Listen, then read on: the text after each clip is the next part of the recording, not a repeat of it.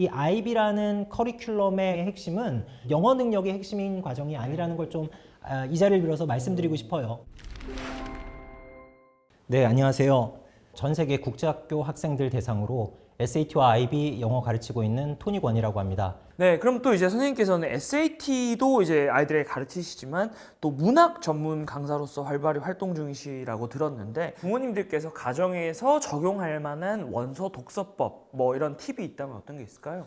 어차피 우리 아이들의 원서 독서라는 거는 모국어가 아니라 세컨 랭귀지로서의 독서이기 때문에 정독과 통독을 믹스를 시키는 게 가장 이상적이에요. 챕터북 기준으로 좀 말씀을 드리자면 우선 통독으로 extensive reading으로 쭉 한번 멈추지 말고 읽게 만듭니다. 그 한 챕터를 그렇게 읽게 해주시고 두 번째 그 챕터를 다시 읽는 거예요. 정독으로 꼼꼼하게 생각을 하면서 내가 정말 유추로도 상상도 안 가는 그런 단어들, 뜻을 몰라서 그런 부분에다가 문장 전체를 밑줄을 친 다음에 그걸 아이 손으로 공책에 적게 좀 만들어 주시면 되게 좋습니다. 그래서 공책에 적고 나중에 한 챕터가 끝난 다음에 다 적은 그 공책을 보고 아이가 실제로 단어를 찾아가지고 그걸 좀 기록을 하게 만들고 그리고 이제 세 번째 그 챕터를 다시 한번 정독을 통해서 이제 공책을 보지 않고 그냥 다시 한번 쭉 읽게 되는 거죠. 그런 식으로 한 챕터를 3번 정도 읽으면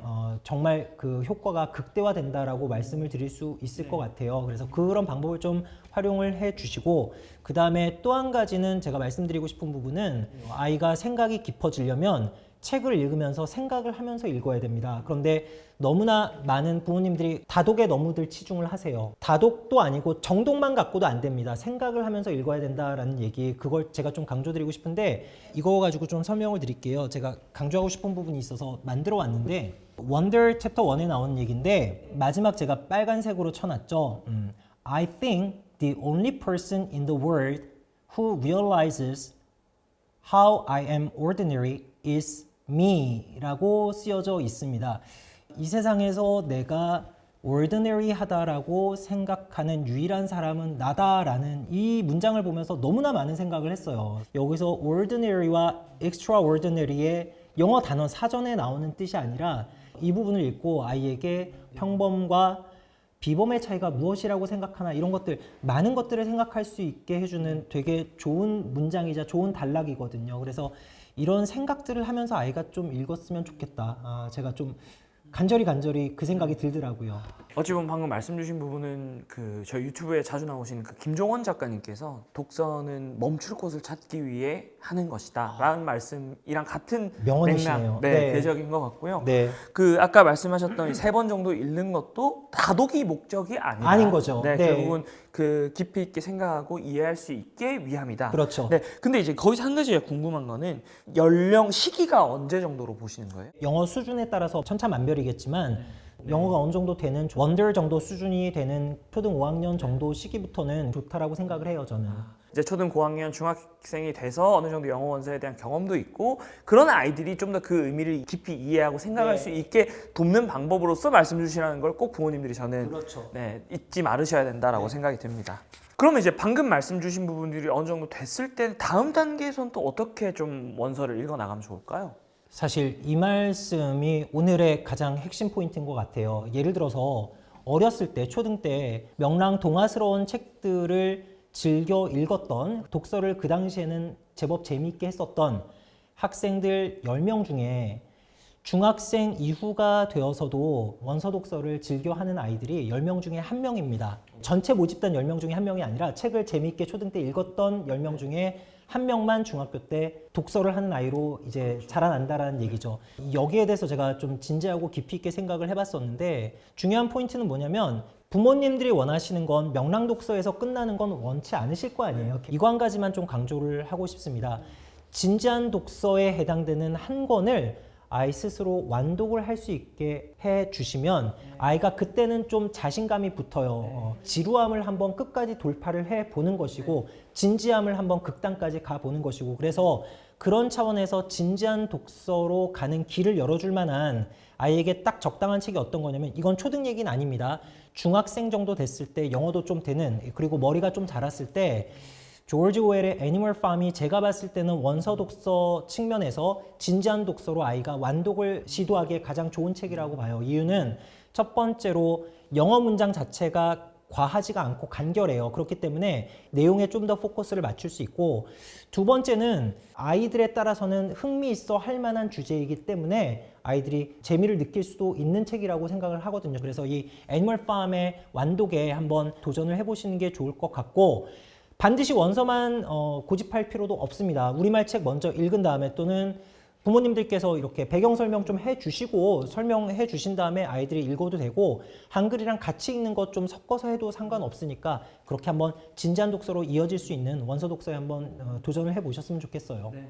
그러니까 중학교 때 저도 책을 많이 읽는 학생은 아니었지만 동물농장이랑 아, 1984 네. 그 책을 읽고 나서 그래 나 이런 책을 읽어낸 사람이야. 그렇죠. 그게 자신감. 맞아요. 그 네. 성취감 그게 우리가 말하는 스몰 빅 그렇죠. 경험인 거고 네네. 그게 다음 스텝을 가게 맞아요. 만들어주는 동력이 된다. 맞습니다. 네. 그러면 이제 어떤 분들 또 이런 질문 하실 것 같아요. 영어 원서를 읽는다고 했을 때 픽션과 논픽션 중에서 좀 어떤 걸 읽는 게 도움이 될까요? 이런 질문 하실 분도 계실 것 같거든요. 자신 있게 저는 픽션이라고 말씀을 드리고 싶어요. 그 이유는 어렸을 때의 독서의 얘기인데, 첫 번째로는 픽션을 읽게 되면 아이들이 상상을 하고 추론을 할 수 있게 돼요. 캐릭터에 대해서도 머릿속으로 한번 그림을 그려보게 되고 상황에 대해서 머릿속으로 구상을 하게 되거든요. 그래서 이런 능력이 아이들의 기본적인 사고력이라는 측면에서 추론 능력의 향상에 픽션이 훨씬 더 도움이 된다고 생각을 하고, 왜냐하면 나온픽션은 일단 정보성의 글들이 많기 때문에 그렇습니다. 그리고 영어 차원에서 봤을 때는 교과서에서는 볼 수 없는 문학에서만 등장하는 어휘력, 저는 이걸 되게 중요하게 말씀을 드리고 싶어요. 예. 그런 것들을 사실 픽션을 통해서, 원서 독서를 통해서 얻지 않으면 그런 것들은 계속 모르고 지나갈 수밖에 없거든요. 왜냐하면 이런 제도권의 우리나라 시험에서 그런 어휘들, 단어들을 접할 기회가 없기 때문에 그런 것들도 상당히 중요하다고 생각을 합니다. 우리나라가 사실은 뭐 국어 교육을 넘어서 독서 자체도 어릴 때부터 되게 배경 지식이 중요하다. 뭐 이런 얘기 때문에 그런 정보성의 글들을 아이들에게 많이 보여주시려고 하는 것 같은데, 그게 사실은 사고력과 배경 지식 중에 뭐가 더 중요할 것인가? 네. 그런 그렇죠. 맥락에서 너무 어릴 때부터 이게 정보성의 글, 배경 지식이 중요하다는 생각 때문에 결국 상상하고 추론하고 생각하는 힘을 길러줄 수 있는 그런 픽션류의 글을 접하지 못하게 한다면 그렇죠. 오히려 놓치는 것들이 많을 수 있다. 네. 그러면 초등학생들 이제 영어 라이팅, 저도 굉장히 어려웠던 기억이 나요. 그래서 초등학생들 영어 라이팅 어떻게 하면 좋을까요? 가장 좋은 건 일기 쓰기입니다. 짧게라도 일기를 써보는 거. 이게 왜 좋냐면 우선 첫 번째, 자기 얘기니까 쉬워요. 아이가 깊은 생각을 하지 않아도 되기 때문에 쉽게 접근을 할 수 있고, 두 번째는 초등학생들에게 있어서 영어 단어, 영어 어휘에 대한 강한 동기부여를 자연스럽게 해줄 수 있는 게 일기쓰기다라고 말씀드릴 수 있을 것 같아요. 그래서 이 일기쓰기를 뭐 꼭 매일매일까지는 아니어도 일주일에 한두 번 정도만이라도 기본적인 문장 정도는 쓸 수 있게 되면 그거를 일기라는 형식을 통해서 4-5문장이라도 써봐라, 이런 식으로 좀 지도를 해주시면 좋겠습니다. 그리고 또 한 가지 제가 말씀드리고 싶은 부분은 필사입니다. 필사.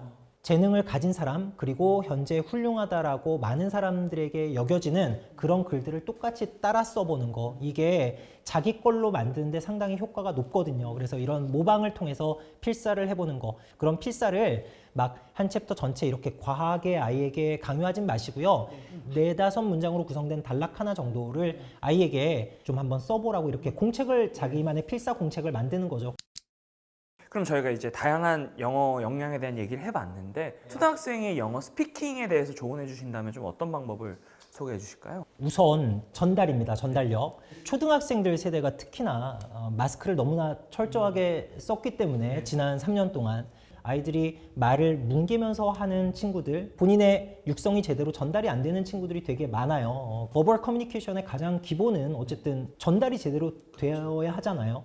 그런 측면에서 봤을 때 아이들이 좀 자신 있게 말을 할 수 있게, 그리고 또박또박 말을 할 수 있게 좀 해주시는 거, 이런 게 가장 중요하다고 좀 말씀을 드리고 싶고, 두 번째는 암기라는 거를 저는 하나의 훌륭한 방법이라고 생각을 해요. 근데 컨텐츠가 중요한데 첫 번째로 연극 대사 말씀드리고 싶고 아이들이 쉽게 할 수 있는 뭐 오즈의 마법사도 좋고 크리스마스 캐롤도 좋고 이런 것들을 한번 대사를 암기해 보는 것, 그래서 발표를 한번 시켜보는 거, 이런 거 되게 좋다라고 보고, 두 번째는 명연설들이에요. 독해를 가르치는 사람이다 보니까 독해 지문에는 SAT 시험에는 이제 중요한 연설들이 많이 나오거든요. 그래서 그런 것들을 좀 깊이 있게 잘 알고 있는데 마틴 루터 킹의 I have a dream 스피치 있잖아요. 그리고 특히 여학생들 같은 경우에는 힐러리 클린턴의 베이징 연설입니다. Women's rights are human rights 라는 연설이 있는데 이 전 세계의 여성의 인권에 관한 얘기인데, 그래서 이런 것들 내용이 너무나 좋기 때문에 아이들이 실제로 한번 외워보고 발표를 해보고,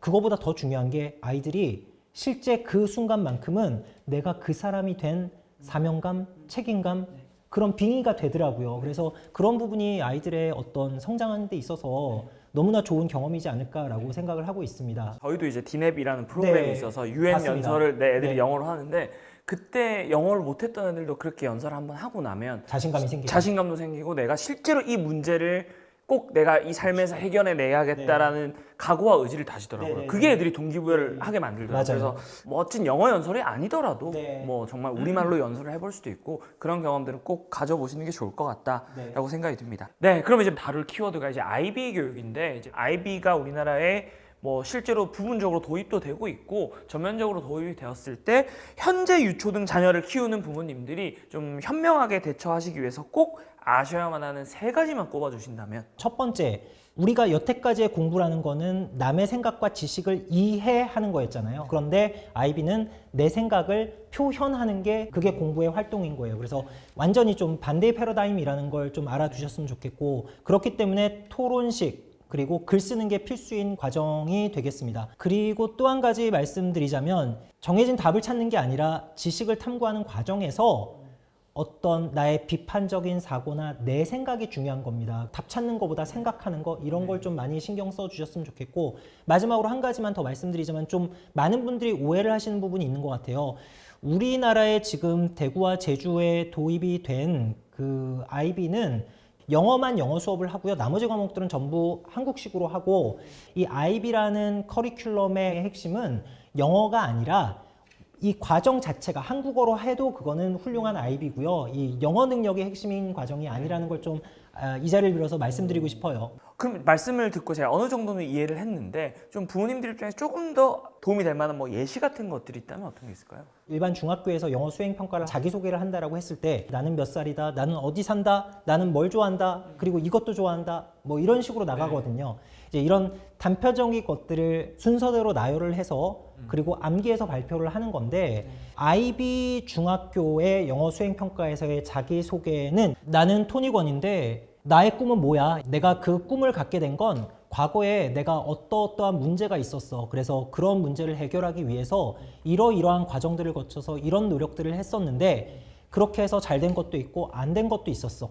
그런데 그 와중에 누군가를 만났어. 그래서 그가 나에게 이러이러한 도움을 주었고 나는 거기에 도움을 받아서 그 문제를 해결할 수 있었어. 그리고 앞으로는 내가 남에게 어떠한 도움을 줄 자신감이 생겼어. 그래서 내가 만약에 내 꿈을 이루게 된다라고 하면 나의 자아실현뿐만이 아니라 세계 시민으로서, 글로벌 시티즌으로서 내가 이 세상에 어떠한 의미 있는 기여를 할 수 있을 거야. 여기까지가 자기소개에서 이제 수행평가로 이루어지는 거죠. 이게 바로 IB식의 자기소개라고 보시면 될 것 같습니다. 사실 제가 말씀을 들으면서 되게 놀랐던 게, 저희가 이제 디넵 하면서 아이들이 UN 연설문도 쓰고 나사 입사지원서 이런 것도 쓰고 발표하는데, 결국 그 이제 주제에서 아이들이 자기 꿈, 세상에 어떤 문제를 해결하고 내가 어떤 영향을 주고 싶은지 이런 것들을 쓰고 발표하면서 자기 삶을 바라보는 관점 자체가 되게 달라진다라는, 그렇죠. 옆에서 이제 경험들을 많이 보면서 저희가 그런 교육을 하고 있는 것도 앞으로 우리 아이들에게 필요한 어떤 방향성은 그런 방향이다. 그런 의미에서 IB 교육도 좋은 점들은 분명히 우리 교육에서 더 많이 넓어지고 도입이 되어야 되겠다라는 생각이 말씀 들으면서 드네요. 그러면 이제 IB에 대해 핵심을 좀 얘기를 해주셨는데, 이런 학습을 해나갈 때 어떤 점들을 좀 유의하고 어떤 역량들을 길러가는 것이 가장 본질적으로 중요하다고 생각하세요? 저는 스토리텔링이라고 생각을 해요. IB가 추구하는 방향도 바로 스토리텔링이거든요. 나에 대한 이야기거리가 모든 학문 분야에서 연계가 돼서 융합이 된다. 그래서 그런 스토리텔링이라는 능력, 그게 상당히 중요하다라고 말씀을 드리고 싶고 네. 두 번째로는 이제는 라이팅이 상당히 중요하죠. IB에서는 빼놓을 수 없는 부분이기 때문에 지금보다는 좀 더 라이팅 교육이 깊이 있게 이루어져야 되지 않나라고 생각을 하고 있습니다. 그리고 세 번째 강조드리고 싶은 부분은 깊이 있고 방대한 독서예요. 여태까지 우리나라 입시에서는 독서 이퀄 공부가 아니었습니다. 독서를 안 해도 공부를 잘할 수 있었어요. 그런데 이런 IB 시스템이 되면 독서 이퀄 공부가 되는 진정한 어찌 보면 지성인의 시대가 열리지 않나, 그걸 입시에서 구현할 수 있지 않나라는 생각이에요. 저는. 그러니까 본질적으로 공부의 의미가 달라진다고 볼 수 그렇죠. 있겠네요. 예. 그러면 이제 실제로 IB는 뭐 예를 들면 아까 뭐 자기소개 얘기도 예시도 들어주셨지만 어떤 걸 갖고 수업을 하나요? 제가 실제로 작년에 파일럿으로 일반 초등학생들 데리고 한번 수업을 해봤던 방식인데 이런 식입니다. Earth가 있잖아요. 지구가 있고 World가 있잖아요. 그러면 Earth vs World, vs World 이렇게 놓은 다음에 Earth와 World의 차이가 뭐라고 생각하니? 이랬더니 생각보다 창의적인 생각들이 많이 나왔었고요. 그런 것들을 영어로 자신 있게 글도 쓰고 발표하고 그랬었거든요. 하나 조금 감동을 제가 받았었던 거는 Cicada's Dream, 그러니까 매미의 꿈이라는 주제로 한번 시를 써보거나 한 페이지짜리 글을 한번 써봐라 라고 제가 해서요. 영어로 써보라고. 초등학교 4학년 여학생이었던 것 같은데 제가 놀랐던 게 학교 운동장에 매미가 매달려 있는 걸로 상정을 하고 이제 글을 쓴 거예요. 오늘 하루 동안 나는 내가 항상 옆에서 체육 시간 때마다 보고 있는 얘들이랑 같이 나도 하루만 인간으로 살 수 있으면 아이들과 수다도 떨고 스티커 사진도 찍고 체육도 하고 이런 것들에 대한 얘기를 썼는데 매미한테 공감할 수 있다라는 거, 매미의 어떤 꿈이라는 걸 아이가 생각할 수 있다라는 게 저는 되게 인상적이었고요. 그런 게 바로 IB식에서 구현하는 어떤 교육 철학이자 본질이라고 생각을 하고 IB식의 중학교는 어떤 식의 교육이냐면 I am 말랄라를 읽고 나서 정체성이라는 거, 아이덴티티라는 것에 대해서 글을 써봐라 라든가 아니면 아이덴티티와 오리지널리티의 차이, 독창성과 정체성의 차이는 무엇인지에 대해서 한번 설명을 해봐라. 이런 것들이 이제 중학교 과정의 그런 IB식의 공부가 되겠고 고등 과정에서는 이제 DP 과정이라고 하는데 고등 과정에서는 이런 거예요. 이민진 작가의 파친코, 그걸 이제 원서로 읽고 이민진 작가가 우리나라 신문 인터뷰를 한 것들이 있습니다. 그 신문 인터뷰를 읽은 다음에 이민진 작가의 삶과 그 다음에 어떤 본인의 철학 이런 것들이 파친코 안에 각 캐릭터들에게 어떻게 투영이 되어 있는가 뭐 이걸 한번 연결을 시켜봐라. 그래서 이런 것들이 IB 학습의 예시라고 보시면 될 것 같습니다. 그러면 이제 이 영어 교육에 대한 정말 다양한 얘기를 해봤어요. 근데 우리가 바뀌고 있는 이 시대상을 또 고려하지 않을 수 없고 고민하지 않을 수 없을 것 같습니다. 그래서 챗 GPT 시대에 우리 아이들 교육을 어떻게 해야 될까 많이들 고민하시거든요. 그래서 영어 교육을 어떻게 해야 될지 우리 아이들에게는 또 어떤 능력이 중요할지 챗 GPT 시대가 되어서 역설적으로 저는 리딩이 더 중요해졌다고 생각을 합니다. 저도 직접 써보니까 똘똘하게 질문을 하는 게 되게 중요하더라고요. 똘똘하게 질문을 해야 똑똑한 답변을 얻을 수 있고 남들은 3-4번 질문을 할 걸 나는 한 번에 더 좋은 답변을 얻을 수 있고 그래서 이것부터 아이들에게 조금 즐겁게 만들어줄 수 있지 않을까라는 생각이 듭니다. 조금 더 기술적으로 말씀을 드리자면 형식이나 스킬이나 정확성을 강조하는 영어 라이팅의 시대는 서서히 저물고 있다고 생각을 하고 그 대신 생각을 조립하는 것 그리고 또 한 가지는 비판적인 사고력 이런 큰 2가지 축에 대해서 지도를 해주시는 것 이거는 일정 부분 계속 갈 거라고 저는 생각을 합니다. 압축적으로 얘기를 해보면 결국 잡스가 맨날 얘기했던 think different가 그렇죠. 이 시대에는 더 중요해질 더 수밖에 중요해질 없다. 네. 요새 뉴스만 봐도 미국 아이비리그 대학에 지금 챗 GPT 때문에 난리다. 맞아요. 뭐 그래서 금지하고 있다. 뭐 악용될 수 있다. 그렇죠. 네, 이거 어떻게 바라보세요?